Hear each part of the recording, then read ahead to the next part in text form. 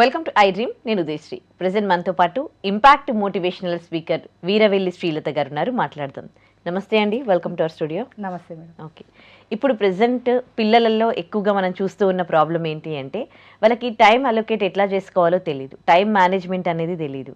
మీరు యువ వికాస్ ట్రైనర్ అని విన్నాము, దాంట్లో దీనికి సంబంధించి కూడా ట్రైనింగ్ ఇస్తారా? ఎస్ మేడం, తప్పకుండా. ఎందుకంటే ఇంపాక్ట్ ట్రైనింగ్తో పాటు నేను యువ వికాస్ ట్రైనింగ్ తీసుకున్నాను. ఎందుకంటే పిల్లలు ఎక్కువ కరోనా తర్వాత మొబైల్ ఎడిక్షన్కి వెళ్ళిపోయారు. దానివల్ల ఏంటంటే టైంని మేనేజ్ చేసుకోవడం తెలవట్లేదు. నెక్స్ట్ వచ్చేసి మెమొరీ పవర్ తగ్గిపోయింది. ఎందుకంటే మొబైల్లో ఎక్కువ టైం ఉండడం వల్ల ఆటోమేటిక్గా మనకైనా సరే మెమొరీ అనేది లాస్ అవుతూ ఉంటుంది. అసలు ఇప్పుడు ఏదైనా పని చేయాలనుకుంటే నెక్స్ట్ మినిట్ ఏదో అనుకున్నాం కదా అనుకుంటున్నాం మనం, అలా మెమొరీ అనేది తగ్గిపోయింది. నెక్స్ట్ వచ్చేసి వీళ్ళకి పేరెంట్స్ పట్ల కానీ లేకపోతే గురువుల పట్ల కానీ ఒక రెస్పెక్ట్ అనేది తగ్గిపోయింది. ఇవన్నీ కూడా కరోనా తర్వాత వచ్చిన చాలా చేంజెస్ని స్కూల్లో టీచర్స్ అసలు ఫేస్ చేయలేకపోతున్నారు, ఇంట్లో పేరెంట్స్ కూడా ఫేస్ చేయలేకపోతున్నారు. దీని ప్రభావం అంతా కూడా వాళ్ళ స్టడీ మీద పడుతుంది. ఎందుకంటే మనం ఫ్యూచర్ అంతా కూడా స్టడీ మీద డిపెండ్ అయి ఉంటుంది కదా. దానివల్ల ఇప్పుడు పిల్లలు చదువుకుంటున్నారని చెప్పి అనుకుంటాం, కానీ చాలామందికి మెమొరీ పవర్ తక్కువ ఉంటుంది.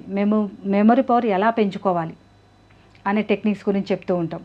ఎందుకంటే ఒక స్టోరీ ఉందనుకోండి, స్టోరీ మొత్తం గుర్తుంచుకోవాలంటే కష్టం. ఆ స్టోరీని ఒక 5-6 పాయింట్స్లో మేము ఎలా సెట్ చేసుకోవాలని వాళ్ళకి నేర్పిస్తాం. ఒక లెసన్ ఉందనుకో, లెసన్ మొత్తం గుర్తుండదు. ఆ లెసన్ ఒక 10 పాయింట్స్లో ఎలా మీరు ప్రిపేర్ చేసుకోవచ్చు. అలా ప్రిపేర్ చేసుకుంటే మీకు మెమొరీ పవర్ పెరుగుతుంది, ఎగ్జామ్ అప్పుడు మీకు చాలా ఈజీగా ఉంటుంది అనేది టెక్నిక్స్ నేర్పుతూ ఉంటాం. నెక్స్ట్ వచ్చేసి టైం మేనేజ్మెంట్. మనం ఎంతసేపు అందరికి కూడా 24 అవర్స్ ఉంటుంది. ఎందుకంటే పిఎం అయినా సీఎం అయినా మనకైనా 24 అవర్స్ ఉంటుంది. చాలామంది కోట్లు సంపాదిస్తుంటారు, కానీ మనం ఇక్కడే ఉంటాం. కానీ అందరికీ ఉండేది 24 అవర్సే. కాకపోతే ఏంటంటే వాళ్ళు మంచిగా ఏ టైంని ఎప్పుడు ఎక్కడ యూజ్ చేసుకోవాలనేది వాళ్ళు నేర్చుకున్నారు. మనం ఎంతసేపు కూడా అయ్యో 24 అవర్స్ సరిపోవట్లేదు అని చెప్పి అనుకుంటారు. ఇంకా పిల్లలైతే వాళ్ళు ఎక్కువగా పిల్లలు ఎలా అంటే మార్నింగ్ ఎన్ని గంటలకు లేస్తున్నారు, ఎన్ని గంటలు పడుకుంటున్నారు, ఒక టైం టేబుల్ వేసుకోండి, ఒక చార్ట్ వేసుకోండి. ఎన్ని గంటలు చదువుకుంటున్నాము, ఎన్ని గంటలు పడుకుంటున్నాము, ఎన్ని గంటలు ఆడుకుంటున్నాము అనేది ఒక క్లియర్గా ఒక చార్ట్ అనేది వేసుకుంటుండాలి. అలా వేసుకుంటే ఏంటంటే ఎంజాయ్ చేసే టైంలో ఎంజాయ్ చేస్తుంటారు, తర్వాత చదువుకునే టైంలో చదువుకుంటే మెమొరీ పవర్ కూడా పెరుగుతుంది. ఇంతసేపు ఎంజాయ్ చేశానంటే మైండ్ బాడీ అంతా రిలాక్స్ అవుతుంది. తర్వాత ఆటోమేటిక్గా చదువుకోవడానికి వెళ్తూ ఉంటారు. చాలా మంది చదువుకోవడం కూడా ఎప్పుడు చదువుకుంటారు అంటే ఏ సబ్జెక్ట్ ఎప్పుడు చదువుకోవాలనేది కూడా ఉంటుంది. మీకు ఏదైతే ఈజీగా వస్తుందో ఆ సబ్జెక్ట్ని మీరు ఎప్పుడు చదువుకున్నా అది వచ్చేస్తుంది. దానికి ఎక్కువ టైం పెట్టకాలి. మీకు ఏదైతే సబ్జెక్ట్ హార్డ్గా ఉంది, నాకు ఇది రాలేదు అనుకుంటున్నా, దానికి సపరేట్గా ఒక టైం సెట్ చేసుకోండి. ఎర్లీ మార్నింగ్ కానీ లేకపోతే ఈవినింగ్ కానీ ఎప్పుడైతే మీరు పీస్ఫుల్గా ఉంటారో ఆ టైంని ఎక్కువ క్వాలిటీ టైం అంటారు. ఆ టైంలో చదువుకుంటే వాళ్ళకి తొందరగా వస్తుంది.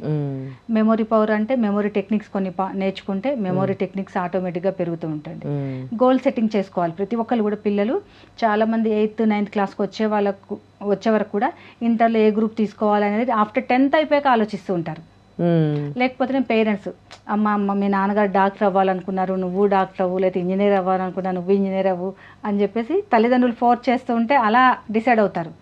నిజంగా తల్లిదండ్రులు కూడా చెప్తున్నానండి, మనం ఎప్పుడు కూడా మన కోరికలను పిల్లల మీద రుద్దొద్దు. మనం ఎప్పుడో ఏదో అవ్వాలనుకుంటాం. నేను డాక్టర్ అవ్వాలనుకుని, నా కొడుకు డాక్టర్ అవ్వాలనుకుంటే అసలు వాడికి సైన్స్ అన్నప్పుడు డాక్టర్ ఎలా అవుతాడు?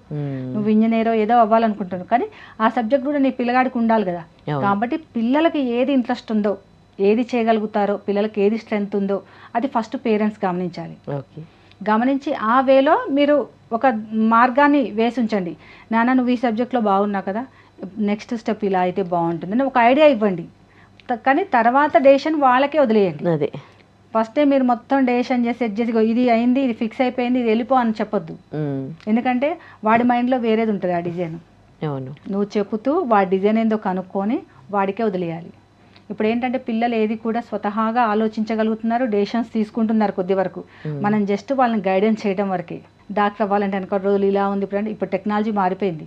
పిల్లలు కూడా ప్రతిరోజు అప్డేట్ అవుతున్నారు, టెక్నాలజీ నేర్చుకుంటున్నారు. కాబట్టి కొంత ఫ్రీనెస్ వాళ్ళకు కూడా చదువులో కానీ భవిష్యత్తుని ఎలా నిర్దేశించుకోవాలో వాళ్ళకు కూడా ఇస్తే బాగుంటుంది. నెక్స్ట్ వచ్చేసి ఇప్పుడు గోల్ సెట్ చేసుకుంటారు, డాక్టర్ అవ్వాలనుకో అయిపోగానే కావు కదా. డాక్టర్ అవ్వాలంటే అసలు ఏం చేయాలి, నువ్వు ఏ సబ్జెక్ట్ మీద ఎక్కువ ఫోకస్ పెట్టాలి, ఎంత టైం ఫోకస్ పెట్టాలి, నువ్వు రోల్ మోడల్గా ఎవరిని తీసుకోవాలి. ఇప్పుడు నేను డాక్టర్ అవ్వాలంటే ఫేమస్ డాక్టర్స్ ఎవరున్నారో వాళ్ళ నియర్ బై ఉన్న వాళ్ళని కలవండి. వాళ్ళు ఎంత కష్టపడ్డారు, ఎలా చేసుకున్నారు, ఏ ఎగ్జామ్స్ చదువుకున్నారు అని చెప్పేసి మనం కనుక్కుంటే మనకి ఈజీగా ఉంటుంది. అలా ఏ రోల్ అని అనుకోండి, మీరు డాక్టర్ అనుకోండి, లాయర్, టీచర్ ఏదైనా అనుకోండి, కానీ ఫస్ట్ ఆఫ్ ఆల్ వాడి మైండ్లో ఒక చార్ట్ ఉండాలి, ఈ ఇలా స్టెప్ బై స్టెప్ ఇలా అయితే నేను నా గోల్స్ రీచ్ అవ్వగలను అని. అదేవిధంగా పేరెంట్స్ కూడా మోటివేట్ చేస్తూ ఉండాలి, నువ్వు అనుకున్న గోల్ ఏదైతుందో నువ్వు స్టెప్ బై స్టెప్ నువ్వు ఇలా వెళ్ళాలని. అంతేగాని పిల్లలు ఒక్కోసారి మైండ్ సెట్ మారుతూ గోల్ కూడా మారుతూ ఉంటుంది. ఒక లాయర్ని చూడగానే అబ్బాయి ఈ లాయర్ భలేగా ఉన్నారు, ఇలా అయితే కలెక్టర్ని చూడగానే అయ్యో కలెక్టర్ రిటైర్ బాగుంది, ఇలా చేంజ్ అవుతూ ఉంటుంది. అది చేంజ్ కాకుండా వాళ్ళు ఉన్న టాలెంట్ బట్టి డిసైడ్ అయ్యేటట్టుగా పిల్లల్ని కూడా మోటివేట్ చేయాలి పేరెంట్స్. అలా మోటివేట్ చేస్తుందంటే వాళ్ళు ఏదైతే అవ్వాలనుకున్నారో 100% అవ్వగలుగుతారు. నెక్స్ట్ వచ్చేసి పేరెంట్స్ కానీ టీచర్స్ కానీ ఏదైనా రాకపోతే నీకు రాదురా, నువ్వు ఎప్పుడు ఇంతేరా అని చెప్పేసి ఒక నెగిటివ్ వర్డ్స్ ఎక్కువ వాడుతుంటారు. డిస్కరేజ్ చేయొద్దు, అసలు చేయొద్దు. అదేంటంటే వాడి మైండ్లో నాటుకుపోతుంది, నాకు రాదేమో, ఎట్లయినా రాదు, ఎట్లయినా నేను చేయలేను, ఆల్రెడీ మమ్మీ డిసైడ్ అయిపోయారు, డాడీ డిసైడ్ అయిపోయారు, టీచరు డిసైడ్ అయిపోయారు అని చెప్పేసి ఒక ఫిక్స్ అయిపోతుంటారు. ఎంతైనా కానీ ఇప్పుడు 100కి 100 వస్తే ఎమ్మటే కలెక్టర్ జాబ్స్ అయితే రావు. 60 వచ్చాయనుకోండి, అన్న 60 సూపర్ మార్క్స్, ఇంకొకసారి 10 ట్రై చెప్పాలి అని చెప్పి మోటివేట్ చేయాలి. అంతేగాని 50 పక్కనోడికి నీకు 90 వచ్చాయి, నేను వాడిని ఒకటే స్కూల్లో జరిపించాను, నీకు ₹1,00,000 ఖర్చు పెట్టాను, 2 లక్షలు ఖర్చు పెట్టాను అంటుంటారు. అలా ఎప్పుడు కూడా పేరెంట్స్ మాట్లాడితే కంపేర్ చేసినా, నీకు ఇంత పెట్టాను అంత పెట్టాను అని మాట్లాడినా పిల్లలు ఎదురు తిరిగే స్వభావం అప్పటి నుంచే స్టార్ట్ అవుతుంది. ఎందుకంటే పిల్లల భవిష్యత్తు కోసం మనం ఎంత కష్టపడుతున్నప్పుడు కొంచెం ఓపికగా కూర్చొని మనం పిల్లలకు కూడా పేరెంట్స్ మేము ఇంత కష్టపడుతున్నాను, నువ్వు చదువుకుంటే భవిష్యత్తు ఇంకా బాగుంటుంది. మీరు స్కూల్కి వెళ్ళి ఇప్పుడు అంటే పేరెంట్స్ని పిలవడం జరుగుతుందా? అప్పుడు పేరెంట్స్ మీట్ జరుగుతుంది మేడం. పేరెంట్స్ మీట్ జరిగినప్పుడు అందరికీ చెప్తాము. స్టూడెంట్స్ ఉన్నప్పుడేమో పేరెంట్స్ ఎలా రెస్పెక్ట్ చేయాలి, గౌరవించాలి. చాలా మంది ఎలా ఉంటారంటే మా పేరెంట్స్ హైఫై, మేము చదువుకోకుండా ఏం కాదు అన్నట్లుగా ఉంటుంది. బట్ చదువు అనేది ఎవరికైనా చాలా ఇంపార్టెంట్. చదువుకుంటే ఎక్కడికి వెళ్ళైనా బతకొచ్చు, పేరెంట్స్ మీద కూడా డిపెండ్ అవ్వాల్సిన అవసరం లేదు. పేరెంట్స్ కూడా ఏంటంటే చదివే ఒక్కటే ముఖ్యం కాదు, చదువుతో పాటు చాలా స్కిల్స్ ఉన్నాయి, వాటి మీద కూడా ఇంట్రెస్ట్ ఉన్న పిల్లలు ఉంటారు. కాబట్టి వాటికి కూడా ప్రిఫరెన్స్ ఇచ్చి ముందుకు తీసుకెళ్తే వాళ్ళ భవిష్యత్తు చాలా బాగుంటుంది. ఇప్పుడు రీసెంట్గా మనం చూసాం, మొన్న రీసెంట్గా 10th ఎగ్జామ్స్ రాయకుండా క్రికెట్ ఆడుతూ మన IPL మ్యాచ్లో ఒక అబ్బాయి వచ్చాడు మేడం రీసెంట్గా. చాలా మంది అతను చూసా, కొంతమంది పాజిటివ్గా అనుకున్న వాళ్ళు, నెగిటివ్గా అనుకున్నారు. అసలు వైభవ్ సూర్య, ఎస్ మేడం. చాలా మంది అనుకున్నారు ఏంటి ఎగ్జామ్స్ టైం కదా ఇలా పంపించారు. చూడండి వాడి కెరియర్ ఆల్రెడీ బిల్డ్ చేసుకొని వెళ్ళిపోయాడు. ఎగ్జామ్ ఒక సంవత్సరం కాబట్టి ఇంకో సంవత్సరం రాసుకుంటున్న పేరెంట్స్కే అంత కాన్ఫిడెంట్ ఉంది. కానీ ఈ మ్యాచ్లో మాత్రం ఫస్ట్ టైం ఆడి తనేంటో తను నిరూపించుకున్నాడు. మనం ఏదైనా సరే మేడం స్టడీని వదిలిపెట్టి పక్కకి వెళ్ళామంటే అది రీచ్ అవ్వగలుగుతాము అనే వాడి కాన్ఫిడెంట్ ఉంటే వెళ్ళొచ్చు ఇది వదిలేసి. కానీ ఏదో పక్కనోడిని చూసుకొని నేను కూడా ఆడతాను, నేను కూడా చేస్తాను, నేను కూడా అచీవ్ చేసుకుంటానని చెప్పేసి మనల్ని మనం బ్లేమ్ చేసుకుంటూ వెళ్తే లైఫ్లో ఇటు స్టడీ పోతుంది, ఇటు అనుకున్న గోల్ కూడా రీచ్ అవ్వలేము, బ్లేమ్ అయిపోతాం. కాబట్టి పిల్లలు కూడా ఎవరిని కూడా కంపేర్ చేసుకోకండి, మీలో ఉన్న కాన్ఫిడెంట్ని ముందుకు తీసుకువెళ్తూ ఉండండి, పేరెంట్స్ గైడెన్స్ తీసుకుంటూ ఉండండి. ఎందుకంటే బయట ఎన్నో ఆపర్చునిటీస్ ఉన్నాయి మీకోసం. కాబట్టి ఎన్నో రకాల ఆపర్చునిటీ యూజ్ చేసుకుంటూ మీ కెరియర్ని అద్భుతంగా మీరు మార్చుకోవచ్చు. ఎందుకంటే దేశ భవిష్యత్ అంతా కూడా యువత మీద ఉంది. ట్రూ, రైట్, మంచి విషయం చెప్పారు. థ్యాంక్ యూ అండి. Thank you. And for more videos, please subscribe to iDream channel. Subscribe to iDream Media. Please subscribe to iDream. Please subscribe to iDream. Please subscribe iDream. And please subscribe to iDream. For more videos, subscribe to iDream. please like, share and subscribe to the channel. Congratulations, iDream. Subscribe to iDream. Subscribe to iDream. So subscribe to iDream Media.